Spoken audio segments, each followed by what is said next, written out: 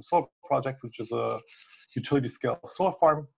And subsequently, I'll talk about some of the programs and grants that we have that fall into various of the categories, mostly mini-grids. And for most of these programs, we partner with the Energy Research Center at NUA. Overview. So OnePower is a renewable energy engineering company. We develop both on-grid and off-grid projects in Lesotho. The on-grid project is called the NEO1 solar project. It is the first utility-scale solar project in Lesotho. I'll talk about this in greater detail later. Off-grid, as I said, we are a mini-grid developer, and we're currently developing 10 mini-grids in Lesotho with funding from various international organizations. I'll talk about this later. We have a number of international partnerships. So our projects are supported by grants and loans and other kinds of agreements by the African Development Bank, UN, USAID, UK Department for International Development, East Africa, Renewable Energy Performance Platform, among others. So we have a wide variety of partnerships on an international level, and locally, we of course also have a number of partners. One of the most critical partnerships we have is with the Energy Research Center, and I'll go into those specific, into that specific partnership in greater detail. So I'll talk about mini-grids for now. So as I was saying, we are currently developing 10 mini-grids in rural Lesotho. We have been developing a mini-grid business model for a number of years. And in December 2019, OnePower became the first company to be awarded a concession agreement to build and operate mini-grids in Lesotho. Not many of you might be familiar with mini-grids and the regulatory environment to be able to develop and build and operate mini-grids. So I'll talk a little bit about that. So mini-grids are essentially decentralized energy systems. So as you know, many rural villages in Lesotho don't have any electricity access at all. And so mini-grid is a decentralized energy system for one village. So we build a solar battery powered energy system and then build a distribution grid just for that village. And then the village has a normal electricity connection. It's just like LEC. They have electricity 24/7. It's the same voltage. We can provide power to businesses as well. So it can be, we can have a relatively high energy demand on those mini grids as well. And payment is also similar to how it works with LEC. So it's prepaid, and customers pay with M-Pesa for their electricity units. So this is how the mini-grid business model works. So we come in, we build the mini-grid, and we sell electricity as a service. So the customer just needs to pay for electricity units, and that's it. They don't have to deal with anything else. As you know, this is very different from, for example, solar home systems, where the household buys the solar panels and then has to kind of install them, maintain them, etc. So we do everything that is technically related, and the customer really only has to buy electricity units. So essentially, the service is the same as with LEC. But the difference to solar home systems is that mini-grids are highly regulated. So solar home systems are just essentially a consumer product, right? It's like buying a cell phone. The government doesn't really need to regulate these systems when they're being sold. With mini-grids, it's very different. Mini-grids, when we come to a village, excuse me? Was there a question? No? Okay. So when we build a mini-grid in one village, we become a monopoly. So this would mean that we could charge basically whatever electricity rate we want, right? The customers don't have any other option. We're the only mini-grid there. No other company will decide to build a mini-grid. It doesn't make sense to have two mini-grids. So we are a monopoly in that village. And because of that, it means that we have a disproportionate amount of power. We could charge any kind of rate, like tariff for the electricity.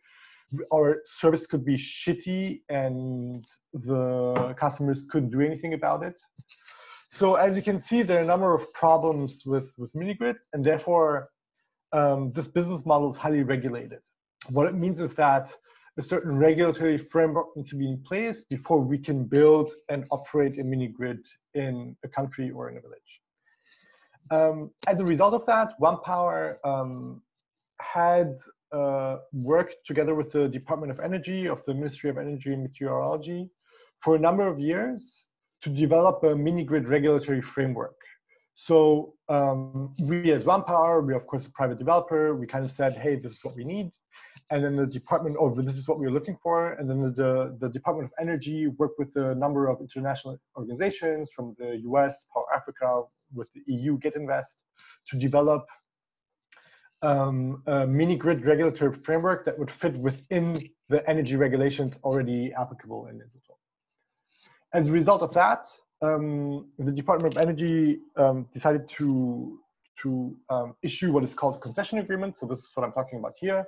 So the concession agreement is essentially the license from the government for us to be able to build and operate mini grids, and it sets out specific responsibilities for us. So for instance, it sets out the tariff. So we're bound by the tariff so that we cannot overcharge the customers as we want. But it also, for instance, sets the quality of service. So that it means that there are certain provisions about how much outage is allowed in case there's a problem, etc. So this is a fundamental license that the government of Lesotho issues, and this ensures that the service we provide is a good deal for the customers in the rural villages in Lesotho. So this was just a little bit of background about the regulatory aspect of mini grids. And of course, we are a developer, we are an engineering, procurement, construction firm, we're an engineering firm. So our main goal is not to work on regulations, but because there was no regulatory framework in Lesotho for mini grids before we started developing them, a large part of our work over the last few years entailed working together with the government to create a framework that was applicable to the sector in Lesotho.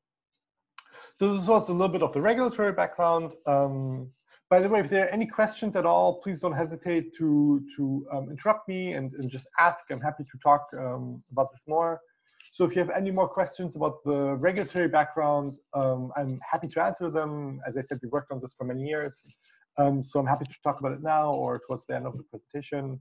But for now, mostly just focus on the projects that OnePower is developing, because I think that's of more interest. So back to the overview. So we consider ourselves a pioneer in mini grid development because we act as a developer, an EPC, and a manufacturer. So usually the way that energy infrastructure projects work is that these three roles are separate. So there's separate companies fulfilling these roles. So developer is usually a company that gets the project done. So they identify, let's say win a tender, or they identify a project site where it will make sense to do project. Then they try to get the financing. They deal with all the regulatory permitting and licenses. And then once everything is in place, they hire a firm to do all the engineering, procurement, and construction. And then they hire a separate firm to do the operations and maintenance. So a developer is usually a separate firm which only deals with getting a project done. So getting all the funding and regulatory permits and licenses and everything done, but then subcontracting the construction and operation to another firm that specializes in that. Then EPC, so engineering, procurement, construction, are usually firms that are specialized in, let's say, building solar farms, right? So they have a track record of having built hundreds of solar farms, and so they specialize in this specific aspect of it. So they do everything from, okay, they just need to know, okay, this is a 20 megawatt plant, it needs to be located here, and then they do the engineering, procurement, construction, and once construction is done and the plant is operational, they hand it over to back to the developer. And then, as you all know, other sets of companies specialize in manufacturing of key products. So some companies manufacture inverters, some companies manufacture PV panels, for instance.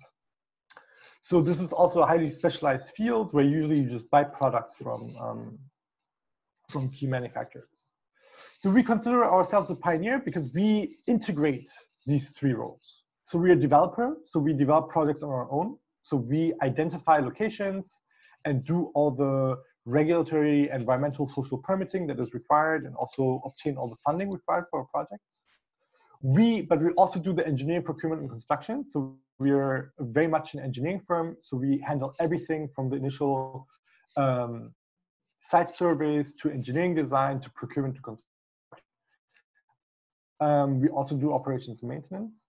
And then we also are a manufacturer. So this is very important to us because we are very much a Lesotho-based organization, and we want to increase renewable energy manufacturing in Lesotho. So we identified three key components that can be manufactured locally, which are PV trackers, powerhouse. So I'll talk about that in great detail. So this is all about our mini-grid development.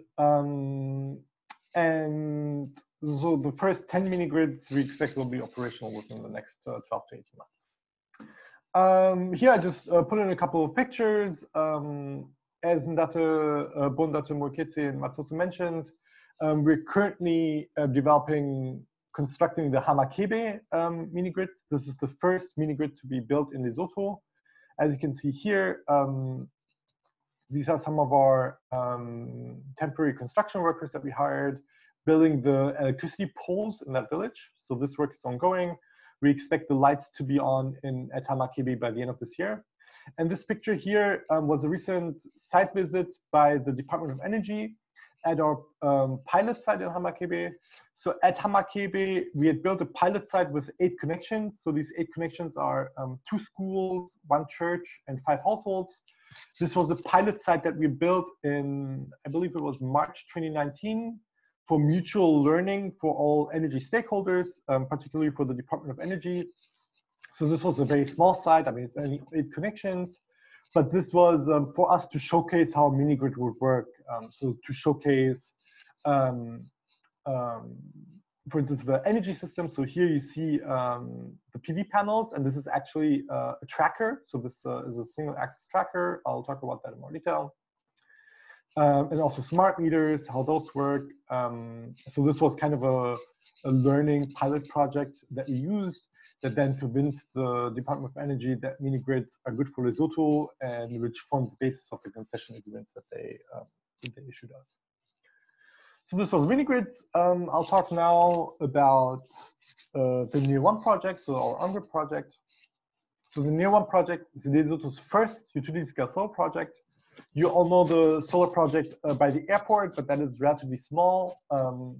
Near One will be 20 megawatts, so it's a quite large scale. The history is that this was an open government tender for which OnePower was selected as the preferred bidder.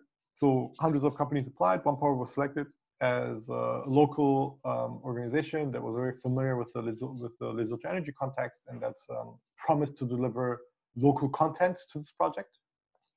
OnePower is partnering with Scatec and Norfund. So Scatec Solar and Norfund are the leaders in Africa's solar energy sector. They by far develop the most utility-scale solar projects in sub-Saharan Africa. Once operational, the Near One project will contribute 200 megawatt of generation capacity, and construction is expected to commence next year. The project is supported by the African Development Bank and the United States Trade and Development Agency. So I can talk about this in greater detail if you have any questions. Just a few more comments on this. So as I said, we were developing this together. So this is a joint development with OnePower, Scatec, and Norfund. Most of the pre-construction work has been completed. This involves like kind of site studies, grid studies, environmental and social impact assessments, things like that. So most of that is complete. Right now, we're negotiating with the government on key outstanding agreements that need to be in place: implementation agreement, connection agreement, self-build agreement. These are kind of agreements that you need to have in place with the government before a project like this can start. For instance, connecting the Near One project to the Lesotho electricity grid. For that, certain agreements need to be in place, and we're working on that. So that process is ongoing. And the lead engineering, procurement, and construction firm for this will be Scatec Solar. So happy to talk about this more in greater detail if you have any questions. And now I'd like to talk about programs and grants, and I'm very glad to talk about this in this context because we're partnering with the Energy Research Center on a lot of these programs. So I'll talk first about our one of our most recent projects, OnePower COVID-19 response, that we recently were awarded. So just a bit of context, as you know, most health clinics in rural Lesotho are off the grid. So off the grid means they have no heating, no refrigeration of vaccines, they cannot use any electronics, they cannot communicate with headquarters in Maseru. So it is really a problem. And especially now that the pandemic hit, this has been particularly more difficult. To respond to the COVID-19 pandemic, OnePower decided to collaborate with Partners in Health Lesotho. As you all know, Partners in Health Lesotho is one of the most important health service providers in the country to electrify 7 rural clinics with solar energy. So these 7 health clinics, and they have associated staff housing, will have full quality electricity. So, you know, like as much power as they need, 24/7. So these health clinics will be fully electrified and will to electronic record keeping equipment, etc. So this is a significant upgrade and will critically improve the health service that these health clinics can provide to rural populations. This project was a tender by USAID Power Africa. As you can all imagine, USAID Power Africa wanted to do their part in supporting healthcare in sub-Saharan Africa in the midst of the pandemic. And for that, they issued this tender. I think more than 300, 400 companies applied for this tender, and we were one of the 9 companies selected to develop this project. So it was extremely competitive, and we are very glad we won because it means that we can contribute to the COVID-19 response in Lesotho. So this is the most recent project. Turnaround time for this is very fast, within 12 months. So we expect the development of this to happen over the next few months. Then another very recent project that came in, and for this project we're partnering with the Energy Research Center, Projective Use of Energy. So I'll provide a bit of context on what this is. So mini-grids bring high-quality electricity to rural villages, but is there sufficient demand in those villages to make mini-grids work financially? So to go into this a little bit more, as you can imagine, building mini-grids is very expensive, and all of those costs happen upfront. So if you compare a mini-grid to, let's say, a diesel generator, right? Diesel generators are not that expensive upfront. Like the generator, of course, it costs some money, but it's not super expensive. And then over time, the fuel that you need to buy, the diesel, is relatively expensive. So over time, depending on how much energy you use, you will have to buy more fuel.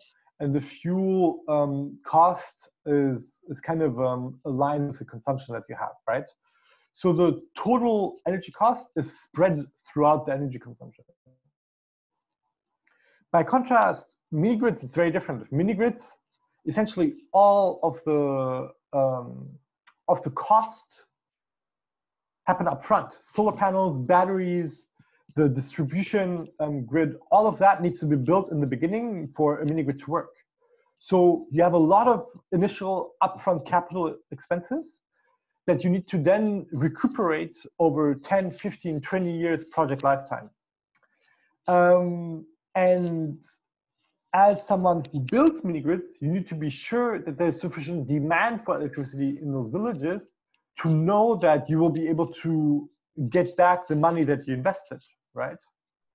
And since mini-grids are a relatively recent business model, there is not a lot of data, and in Lesotho there's actually no data to provide sufficient confidence to investors that the demand will be sufficient to be able to repay the initial capital investment of the mini grids.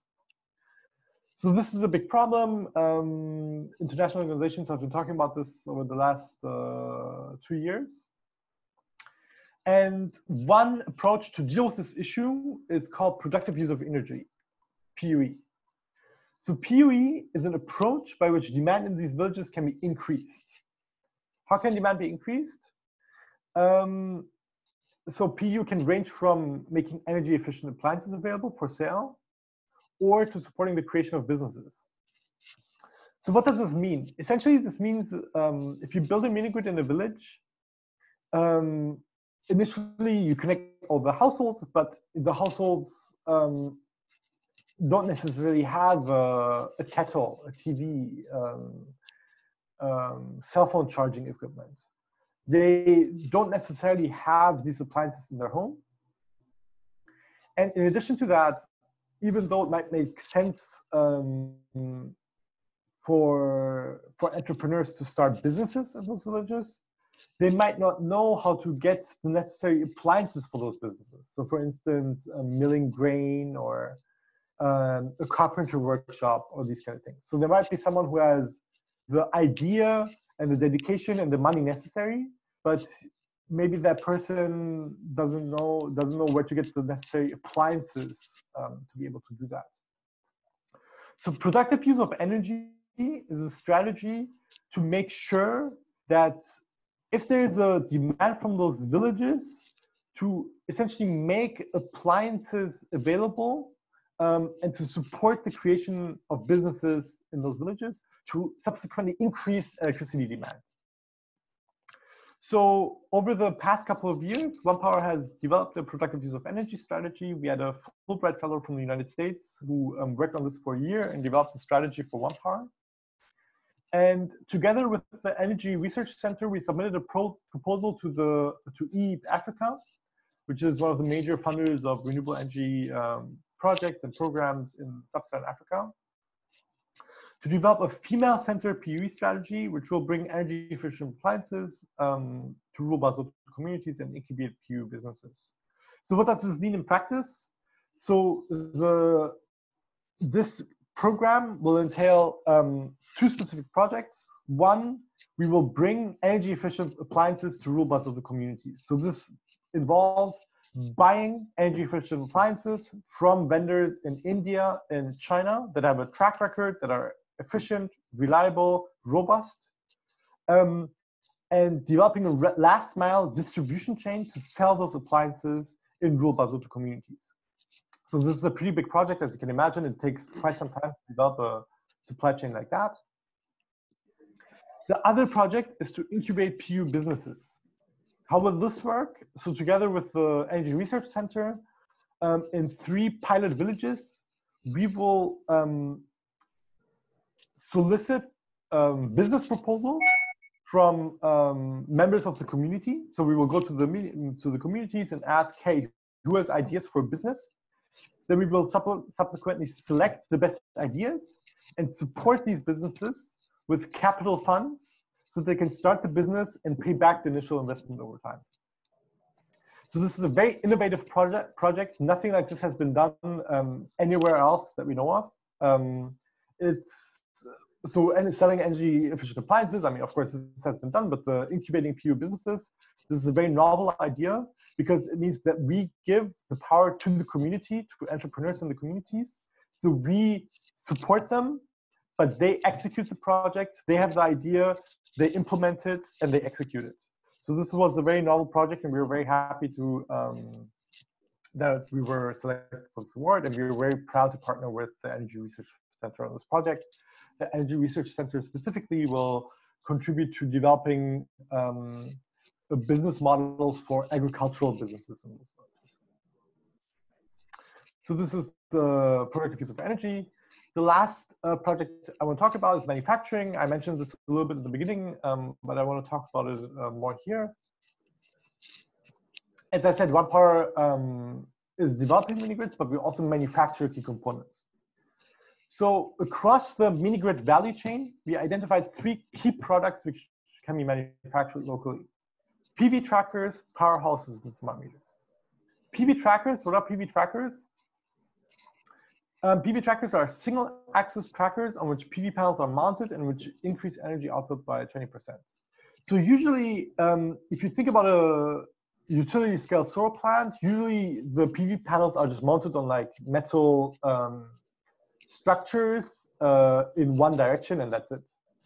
But over the last 2 or 3 years, most solar developers have switched to trackers. So trackers mean that it's a one-axis tracker. So over one axis, the PV panels rotate and track the sun. And this, by tracking the sun, the energy output of the solar panels is increased 20%. PV trackers are relatively straightforward. So the most complicated equipment is the electronic equipment. So essentially the sensors and the motors that move the trackers and that kind of tell the tracker how to track the sun. Those are the most sophisticated equipment. But apart from that, it's mostly like a metal structure, right? And like metal fixtures on which the PV panels sit. And this can be built in Lesotho. So we identified this, and we're currently working on internationally certifying our PV trackers. So we both use these trackers for our own projects, but also sell these trackers to other engineering and solar developers in Africa and other countries. Next product are powerhouses. What are powerhouses? Powerhouses are building-like structures which contain a mini-grid electrical equipment. So as you can imagine, a mini-grid, it's solar panels, it's batteries, it's inverters, it's switch gear. There's a lot of stuff that's like electronic equipment that is involved in the mini-grid. And all these need to be in some kind of building structure, right? And OnePower identified that this is also something that can be just done locally. So we are using a shipping module container as the base. So we will buy standard shipping containers, and these will be modified at our manufacturing headquarters in Maseru in Hatsane to then house all the critical equipment for the mini grid. So the inverters, the switch gear, spare parts, all these kind of things. So this is also be done in-house in Lesotho. Last critical item are smart meters. Smart meters, as you all know, are meters that communicate with the database via mobile networks and measure energy consumption. Most mini-grid smart meters on the market are actually quite expensive. They charge a lot of money. And so we identified this critical piece of equipment as a product that we can also design locally in Lesotho and then manufacture on a large scale for our projects. Because of our key focus on manufacturing, we were awarded a grant from the United Kingdom. It's called, I mean, there are lots of acronyms I'm throwing at you, but this is a Department for International Development, Transforming Energy Access, Powering Opportunities Partnership. So we won a grant to support our manufacturing efforts. And we're proud to partner with the Energy Research Center on this project as well. This collaboration involves an internship partnership. So as you all know, the ERC has a flagship master's program in renewable energy engineering. And we host a number of master students or graduates at OnePower to both learn about manufacturing processes, but also to improve our manufacturing processes. So right now we have a number of fellows from the ERC, just a few examples. Seema, he's working on doing an analysis of our distribution infrastructure to kind of check if the distribution electricity lines that we build are reliable. We have a number of other fellows that work on smart meters, so that are involved in designing the next generation of our smart meters that will be deployed for mini grids. So a number of partnerships, so a number of interns that we have hosted as a number of the fellowship, and we'll continue to do so over the next few years. I've reached the end of my presentation. If you have any questions about any of the things I talked about, please don't hesitate to talk to me. I'm glad to talk about any and all of the topics in great detail. Well, thank you, Naratema, for a nice presentation. Well, we have a couple of questions in the chat room. The first one is, for owners of land to be used by the solar farm for Neo1 project, has the project bought the land from people, or has it given them some shares on the project to ensure economic sustainability for that community? How will the project ensure economic sustainability for communities? So that is the first question. Very good question. As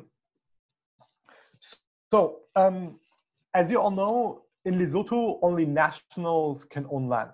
So we did not purchase the land from the community.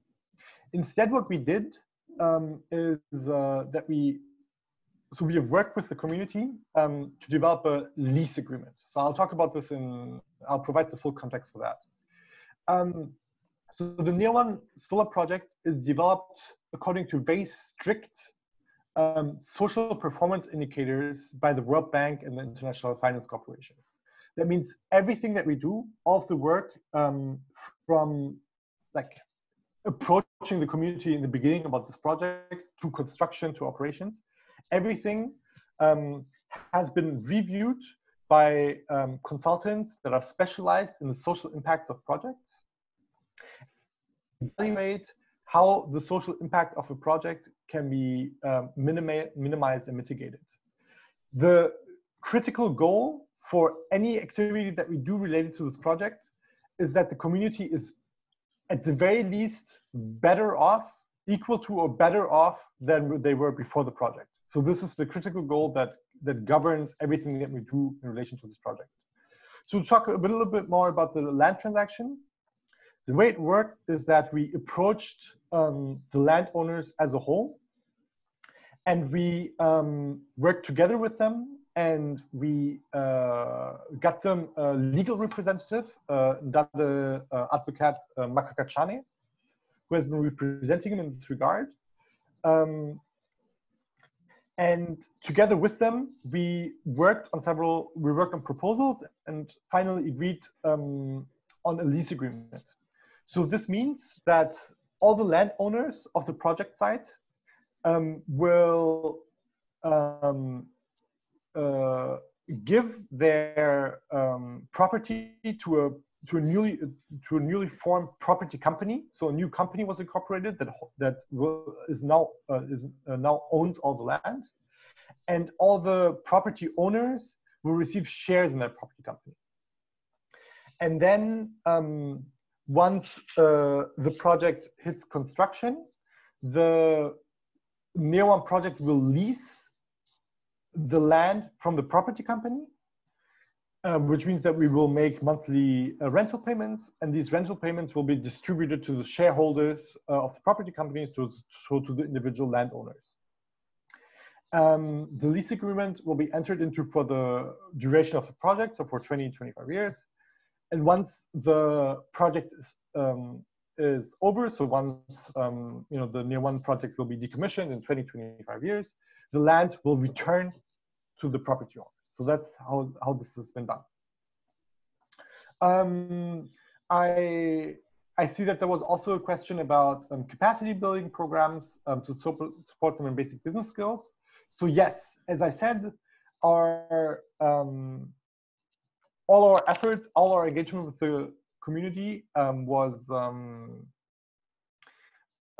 reviewed and assessed by consultants, which at some point recommended that we host financial literacy programs for the individual landowners. So the individual landowners have received training on basic financial literacy. So we helped them open bank accounts. The training involved like budgeting skills, things like that. And this kind of training is ongoing. So throughout the duration of the project, we check in with them. We conduct surveys to ask how they've been dealing with the money, if they're satisfied with the training they received, etc. I hope that answers the question. If there are any follow-up questions, please don't hesitate to ask me. I'm deeply involved with the New One project, especially with the land transaction, so I'm happy to respond to any further questions in this regard. Okay, thank you. But we also have another question which says, regarding the COVID-19 response, has OnePower considered the Berea Hospital, that is the treatment center, and the Mafeking Hospital, the main isolation center, which we found that they used to have solar water heaters, but those are no longer working? So I don't think we have been approached about this. Solar water heaters are not something that we generally cover. So we mostly work with solar PV electricity. We have not installed solar water heaters in the past. But in general, if you know someone who working at these hospitals, that like in an administrative role that would be in charge of this, please do tell them to reach out to us, and we will try to do everything to get them the support that they need. Okay, thank you, Ned. So the last question from the chat room says, how do your electricity rates from mini grids that you charge the people in the villages compared to that of LEC, let's say in Maseru? So the tariff for our mini grids is 5 maluti per kilowatt hour. That's significantly higher than LEC, of course, but developing mini grids is also more expensive. So this is not, this is the tariff that we charge is cost reflective, and we benchmark the tariff that we charge in Lesotho across other mini grids in sub-Saharan Africa, and the benchmark for mini grid tariff, so it's around like $1 per kilowatt hour. So I think $1 is around 14 maluti, right? I think it would be around 14 maluti per kilowatt hour. So the rate that we charge is higher than LEC, yes, but LEC, as you all know, is subsidized to a certain extent, and we have to charge a cost-reflective tariff, so it's higher than LEC. But benchmarked across other mini grids in sub-Saharan Africa, we are significantly lower because of what we try to do. We try to be developer, EPC, and manufacturer of key products so that we can offer the lowest possible tariff to our customers. And before we build mini grids, we of course do surveys in the communities, and we ask them, our rate is more expensive than NEC. Are you still happy to have the service? And the overwhelming majority of people in rural communities say, we understand that this is more expensive, but regardless, we want to have access to electricity. So that was the question on the tariff. Okay. Another question, it says, how many households are going to be connected to Hamakebe mini grid, and what is the capacity of the mini grid? So at Hamakebe, we have, I think, around 200 households. The capacity is around, I think, 75 kilowatts. So across the 10 mini grids we are developing, the range, depending on the size of the village, of course, is between, I think, 60 to 150 kilowatts. So those are the ranges of the size of the mini grids. Just to give a little bit more context on this, so in general, as a mini grid developer, the system you can build kind of depends on what the villages look like, right? For mini grid, it's good if a village is dense. So if there's lots of households close together. And in Lesotho, luckily, often that's the case. So even rural communities are dense enough for a mini grid to make sense economically. So the distribution infrastructure is not too cost prohibitive. But in other countries like Tanzania, for instance, mini grids might only have a capacity of 2 kilowatts because most of the households are just too far apart and it doesn't make sense, and they only build it in like a denser part of the village. So compared to mini grids across other countries, ours are on the higher end of capacity size, I would say. And in Lesotho, so for the first 10 products we're developing, the size ranges from like 60 to 150. Okay, Nat, thank you. Another question from the floor says, if I'm correct, there are no existing or approved regulations from DEWA specifically for mini grids what kind of regulatory regime are your mini grids working under, and how do they affect your business model and subsequently your tariffs? Okay, very good question. So there are two government entities that we need to work with: the Department of Energy and the Energy Regulator, so LEWA. So with the Department of Energy, we first needed to find an agreement on a number of issues. So first, the Department of Energy needs to issue us with a concession area. So they need to give us the permission to say, okay, in this village, for instance, let's say Hamakebe, you are allowed to build a mini grid and serve energy customers. And as I said in the beginning, there are a number of other specific provisions that we need to agree on in terms of tariffs, in terms of kind of the quality of service that we provide, etc. So the concession agreement, it's a contract that we worked on for a number of years. We went back and forth a lot to find an agreement that is both okay for the government and for us, to achieve agreements on key provisions on how this mini grid service can be provided. The other side of the equation is LEWA. What LEWA does is issue a generation license. So generation license is something that is required in order to be able to generate electricity and sell to customers. And with LEWA, one can apply for a generation license exemption. So exemptions apply to projects that are under 2 megawatts and that fulfill certain criteria. And so for our mini grids in Lesotho, we received the generation license exemption from LEWA based on the concession agreement that we had signed with the government, with the Department of Energy. To speak a little bit more about how the regulatory regime affects our business model and our tariffs. So how does it affect it? I mean, essentially, the regulatory regime directly, directly states our business model and tariff. So essentially, we need to come to an agreement with the government. And once we agreed on key terms, those key terms essentially determine how our business model works and what our tariff is. So our tariff is something that we have to agree on with the government of Lesotho. They review our financial models and we tell them, look, this is the tariff that we need to charge for the project to be cost reflective. They review the financial model and then say, okay, we approve it or not.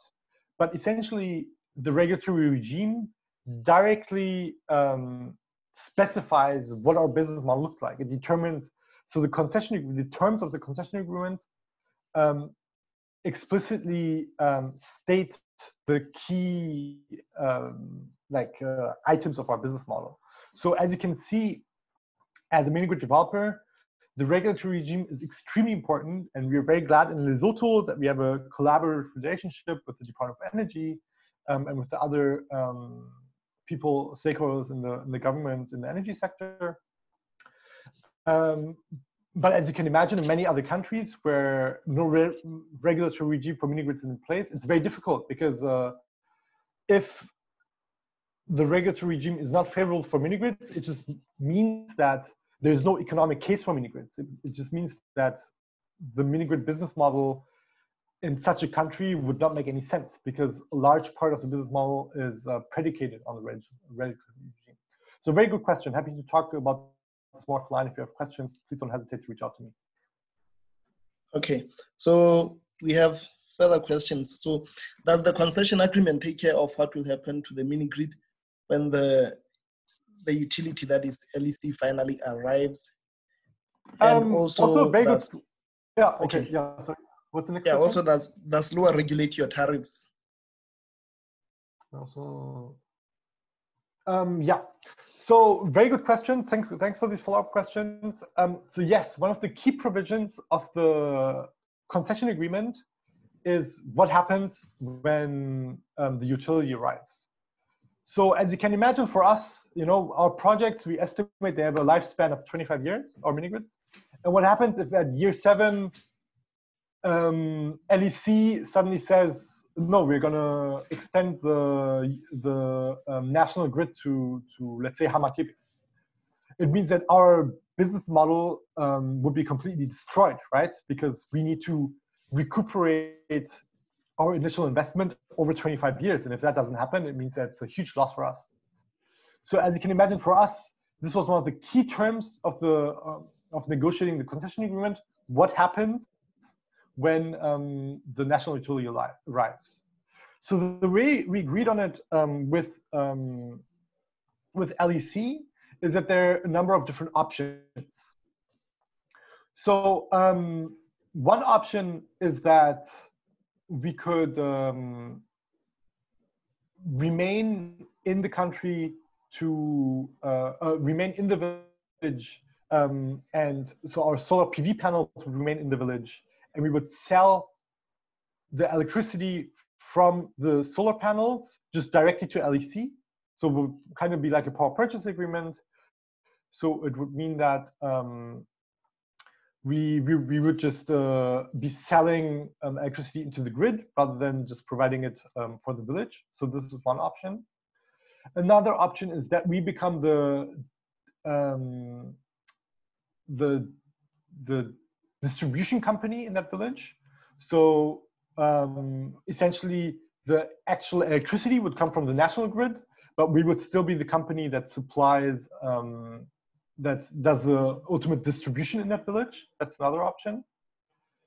And then there was a third option. Wait, I'll just have to let me just quickly check in the agreements themselves what.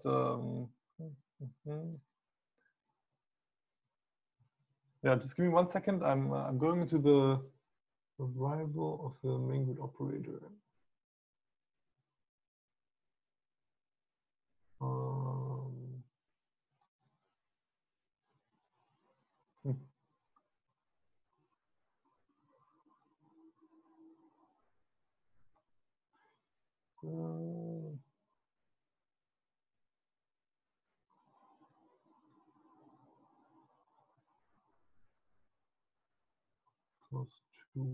Just give me 1 more second.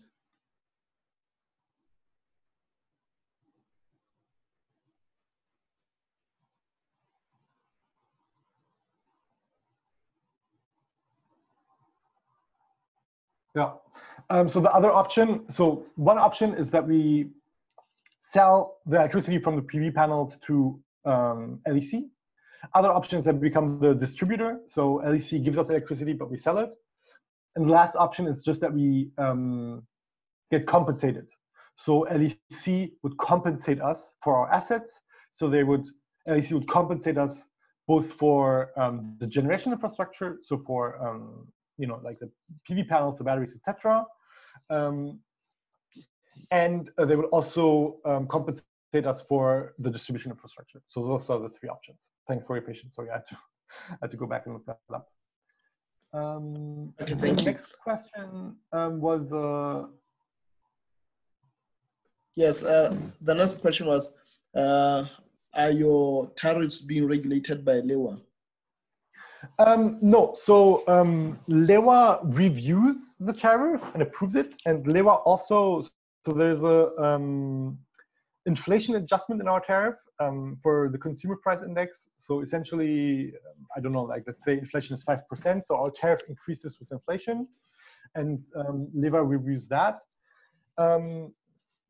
But the tariff itself, so the amount of the tariff, that is determined by the Department of Energy, and that is something that is also one of the key provisions of the concession agreement. So the ultimate determination is by the Department of Energy, and it is done with the review and consent of LEWA. So LEWA reviews, they review our financial model, and they say, okay, we reviewed the financial model, they're not like overcharging, it seems like a fair tariff. And DOE takes that information and then approves the tariff, and this is part of the concession agreement. Okay, thank you, Nat. So another question is, are you going to sell electricity to LEC with NEO1 project after completion? And government is also busy with 70 megawatts project at Ramarotole. Are there any similarities in tariff setting to sell to LEC? Also, another very good question. So yes, we will sell electricity to LEC. So we're working with LEC and government to get these final agreements in place. The power purchase agreement has been signed or initialed. So that was agreed with LEC a number of years ago. As I said in the beginning, the NEO1 project was an official government tender. So this was something that was issued by LEC and various other ministries, and we were selected as a preferred bidder. So the NEO1 project has government support because it is a government project, essentially. So this was a government procurement. The 70 megawatt project, so we don't know many details. We know that the government is developing this together with, I believe, like some Chinese firms. And we don't know what the ultimate tariff is there. So we, the way it worked in our case was that we submitted our financial model and a tariff proposal to LEC. LEC and the government reviewed that tariff and then subsequently approved it after their review. So this is how our tariff was determined. And again, it was agreed with all key government stakeholders. I don't know how it works with the 7 megawatt project. We don't have any insight into that. Okay. Thank you, Naratim. If we have any further questions, one could raise their hand, or alternatively, they could send an email to Naletema. It's right there on your screen. So it's tema@onepower.com. So you can send him an email there. Yes, just to reiterate, please don't hesitate if you have any questions at all about any aspects of our projects or anything else. I'm more than happy to talk. Please don't hesitate to send an email to the email listed below, tamara@onepowerafrica.com. Okay. Thank you for that. I think this brings us to the end of today's session. Again, we'll have another session next week on Thursday at 2:30. The presentation will be from LHDA. And thanks again for your participation in this session. Thank you very much for hosting these seminars. I really appreciate it. Thank you, Nat. Thank you. Bye, have a good day. Bye, everyone.